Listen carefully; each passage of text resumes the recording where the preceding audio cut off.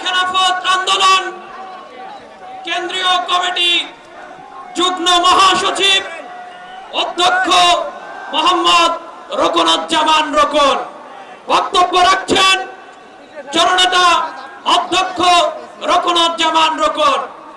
সকলের উদ্দেশ্যে বলছি, আপনারা বসে যান, বসে যান, সমাবেশের সৌন্দর্য কায়েম করুন। বিসমিল্লাহির রহমানির রহিম। আলহামদুলিল্লাহ, আল্লাহ পাকের কাছে কোটি কোটি শুকরিয়া আদায় করছি। আল্লাহ পাক আমাদেরকে ঢাকা থেকে এখানে আসার তৌফিক দিয়েছেন এবং দুটি কথা বলার সুযোগ দান করেছেন।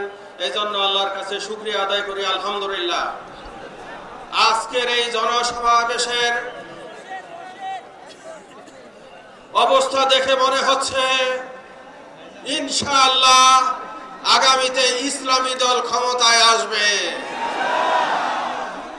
আপনাদের সকলের সার্বিক সহযোগিতা এবং মনের মধ্যে এক থাকলে ইনশাআল্লাহ আগামীতে ইসলামী দল ক্ষমতা আসবে ইনশাআল্লাহ।